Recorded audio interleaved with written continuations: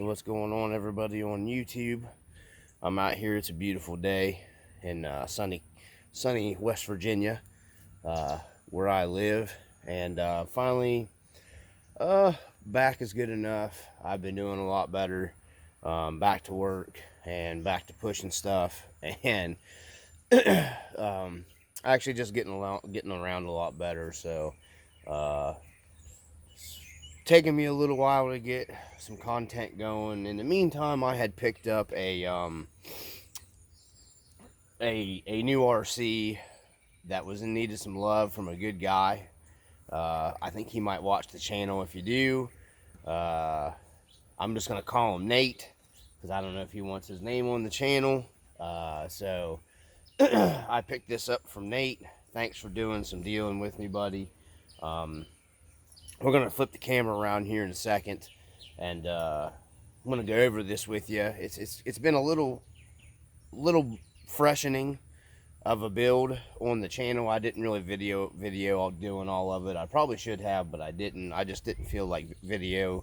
I just didn't feel like videoing, to be honest with you, doing the process. I'm getting a little burnout on all that stuff, and you know, putting a lot of work into stuff and a little return.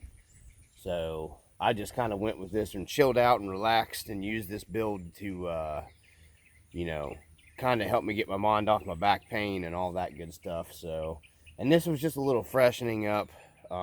It still has some parts coming. I will be doing a mail day for that. And I have another one of these chassis coming because I like it so well.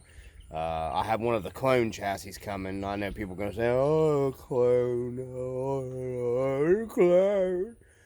But I don't care. So anyways, I'm gonna flip the camera around here and get you guys a little looky-loo at this. So right here it is, the basic, the truck. It is a it's a Holmes Hobby. This is a carbon fiber. It's a Holmes Hobby Sherpa TGH chassis, the Sherpa. I think these are a pretty old chassis now. I've ran this thing, took some straightening up, had to do some drilling. We'll take the body off of it in a second. I did some weathering on the cab, you know, make it look like an old dirty rusted up cab. You know, it had a comp wagon sticker on it, so I'm assuming it's a comp wagon. And I did textured rust. You can hear it. I actually did textured rust. I like the rust to have a texture to it. Just did it as cheap as possible. Used the body that came on it because the body wasn't, he had it reinforced. He's got some plastic gutter he cut down, I believe is what that is, in the back and stuff to reinforce it. Really like this truck. Just has Ascent shocks. I still got to go through those and rebuild them. Well, take them apart, clean them. I want to put some lighter oil in the back. I like to have a little, it may be, I don't know, I haven't run it yet. I did put lighter springs in the back of it, took the heavier springs out, and then it's got the mini T shock springs on it, on the Ascent shocks. The front droops out about perfect where I like it. Actually, it could probably use a little heavier oil in the front. So that's a look at it here. We'll turn it around for you guys. It has a axial AR-44 front differential, and it's a steel housing, one of them cheap China ones off of AliExpress. It has the knuckle weights on the end from an Element. Those are SSDs. I need to get a shorter steering horn for it because my steering and the steering angle this thing gets is absolutely just ridiculous.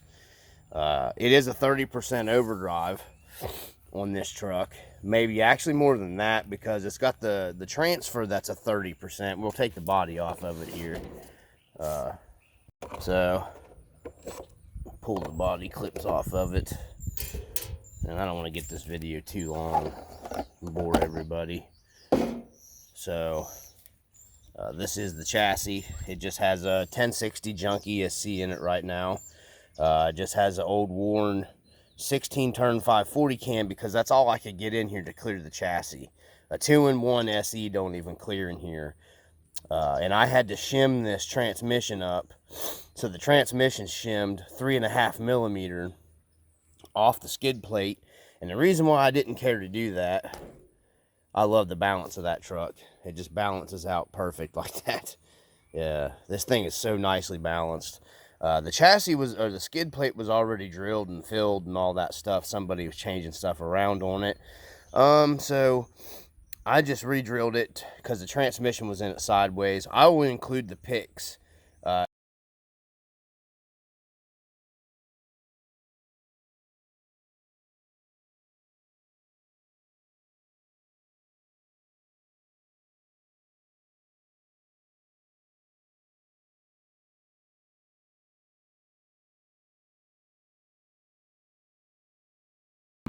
So I just spun the transmission to where it was in line with the driveline the best, and then re-drilled it, and then just bolted that, shimmed the transmission, or the transfer case, I'm sorry. I guess it's a transmission because it's not really a transfer case because the motor is bolted directly to it. But screwed it right directly to the skid plate.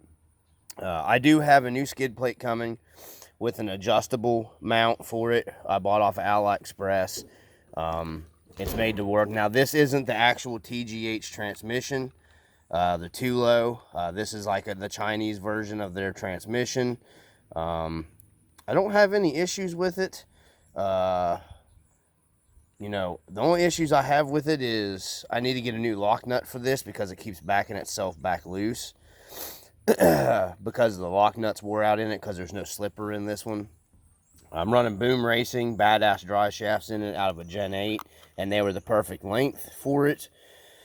And then I just got my NIMOD, you know, it's only like a 35 kg aluminum housing steering servo in here, but it gets the job done. This, you know, ESC is not putting enough power to it. It needs 7.4 volts, but until I can get the money to get me a revolver system to put in here, it either needs a revolver for the size here. I'm looking at getting one of the, what is it, the Python Komodo X Furitex for it. I'm going to pick one of those up for the build that I'm going to be doing this winter because it's going to be on the clone chassis of this. And I need that motor and ESC because I think it'll fit in this a lot easier. So we're going to be trying it out into this truck, that Furitex system. But this thing is balanced really nice. We're going to give it a run here on the course. Going to holler at some buds to come over. But that's it. It's just the old school Sherpa chassis. This is the carbon fiber one. Just got simple ascent shocks, not a bunch of brass loaded down on it. It's got some wear and tear steel on it. It's still got some play and some links and stuff. Not bad. It's got a little bit of movement from side to side with a little bit of worn link ends and stuff. And just a truck to play around with here. And it's actually kind of turned into one of my favorite LCG trucks that I've actually had my hands on for a while. So I'm just starting to kind of get more into these a little bit because they're just fun to just kind of be just crazy with. You can just do fun stuff with them. You know, I love my scale stuff and everything too. But these are, I'll be able to get that down on there. Maybe this will help one-handed it. My little inertia winch. These are just fun rigs, you know, just to run.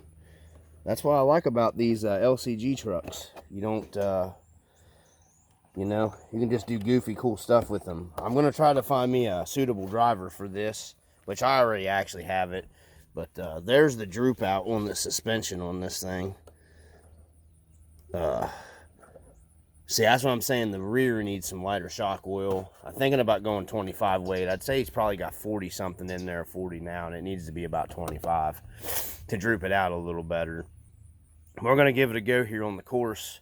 So, yeah, until I get the money, we'll be testing a Python in this, the Komodo 110, the Furitex with the Bluetooth system in it. We'll be testing it out in this truck on the course when I get the money to get it, because that's going to be my next purchase. So, anyhow, we'll be back over here on the...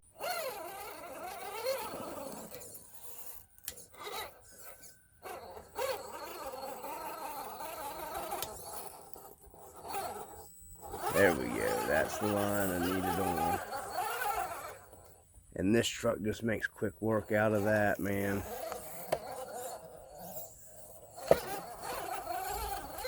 For straight axles, man, it just works so good. And the steering on this thing and the overdrive.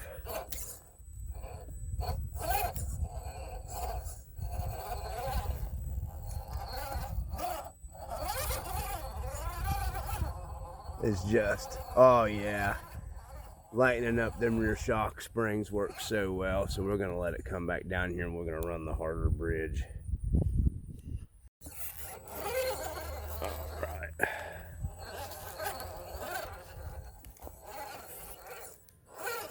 This thing deserves a new system, a good system in it. I'm gonna get up here where I can film and see.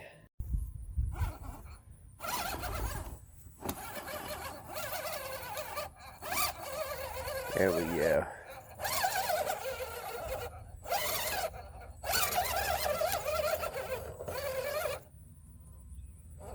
I really wish I had a lot better low speed control than what I'm getting with this brush system, because I think I could get up on this and just super slow crawl it if it wasn't for this. Now I've got this thing geared down about as far as I can gear it, but this thing absolutely no lift, always keeps all 4 tires planted down. Not hardly any of the trucks that we ran up here do keep all 4 tires down.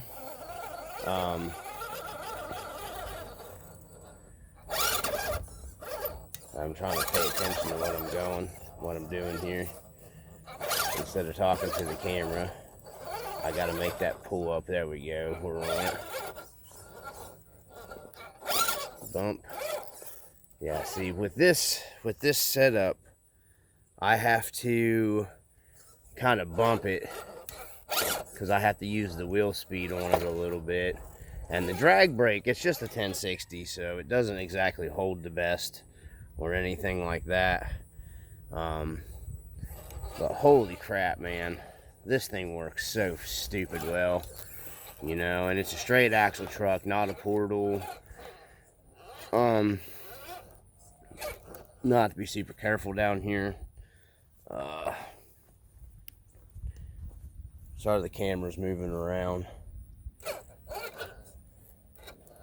Because I just have to let the drag brake do all the work right here on this bad boy. I need to get, I suppose I could probably put a 1080 in this and get better, you know, set everything, get better control. This truck, that's not Shelby, that's it. Nope. So, it gets better control. Man, this truck just goes wherever you want to put it. That's what I like about it. And I normally don't like a lot of overdrive on stuff. Nah, not Shelby. No.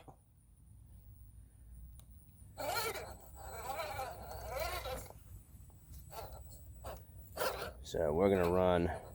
This is a line that the straight axle trucks have a lot of trouble with right here. You'll see with the concrete on it. Most of the straight axle trucks have some serious problems with this right here. Man, this thing just works so nice. I gotta get like a 2-in-1 of some kind or something in this rig, because it just absolutely blows me away. I love the Sherpa chassis. I'd say this is probably gonna fight me. Nope, it's gonna do it. Yeah. And I mean, you know, I've got one of the crappiest ESCs in here you could possibly have for this kind of stuff. You know what I mean? I don't got anything fancy in here. You know, nothing snazzy. We're gonna hang on this outer side, which is the harder one, to get up the complete outer line. Yeah. And then we're gonna come over here. Should have a little body drag. And then we'll get up on this harder line. Yeah. This thing just works so good, man. Yeah. We're gonna run her down. A lot of chassis have a really bad lift up right here.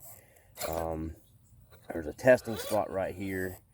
You can see this one's completely squatted, planted down. A lot of the chassis have right here, it'll lift. And that one just stayed down. The back just stayed down in that spot right there. No lift up, no bouncing around, flopping. I really, really like this chassis, guys. All right, let's get down here. All right, so gonna run this line down. Let my drag brake do my work for me here. Oh my heavens. One of the most planted rigs that I totally got right here. Just absolutely phenomenal how it works. You know, and this thing is just kind of built out of what I had, and getting it off of that real nice guys, Nate. Like I said, we're just gonna call him Nate. Holy moly, he just made that easy. And this thing is actually turning out to be one of my favorite trucks, and I can't believe it's hanging that complete outside and still turning up out of it. That is insane. Okay, let's get over here. So we're gonna make the whole pool here. This is so hard to do with a brush setup and this 1060 ESC after driving all those, you know, a lot better brushless setups. Even, let's see here, we gotta tie up. Try not to back up a bunch. There's a line I gotta be on, and we're gonna try this harder. I can get, there it is. Yeah, we're on it. That is the really hard lineup right there. Oh yeah. I've never been able to get that line on my trucks with a brush system on it, so that was super stupid impressive, really, to be truthful. Oh, we've got a new rock climb. Yeah. And I'm working on building more. So we're gonna line up here for Pipe Dream. I need to test these shocks out here on Pipe Dream. Makes that pull up. Butterface. Ice cream, buttercream. That's my shit. Ah, Shelby. No. Trying to teach a dog not to bark at RCs. And we're going to see if we can just make this drive up, fellas, ladies and gentlemen. And I'm going to drive like total shat. Like shat on a shingle. Look at that. I can't drive at all. And I'm in totally the wrong line. Start up. Okay, let's redo it. So we're going to try this again. And I'm not going to talk as much. I'm going to concentrate. Butterface.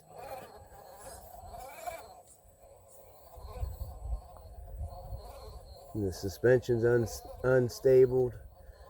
I let the suspension get out of whack on me. And that was my shitty driving. I was actually able to get back up on the pole. Okay, so I think my SD card might be going bad for my camera stuff. So I made the entire pull up of the pipe. No lift when I got up here. Stays planted down. Like I said, guys, it's probably one of the best performing. You know, it's a clap trap and there's still stuff to work out on it. Super happy with the suspension. I know everybody hates Red Cat stuff, but I'm super happy with how this thing turned out. We're gonna run the Easy Bridge back out here. Like I said, just with the cheap, because I think the homies are here to run the course. My daughter here's got Skeletor all in the way. I was trying to drive around him. She was on the course with her Gen 8 the other day. Yeah, Skeletor was, I needed to be over where Skeletor was. Shelby, that's enough. Shelby, no. There we go. Yeah, and it just runs that whole line super easy. There we go, guys. That is, Shelby. That is the TGH Holmes Hobby Sherpa. Peace.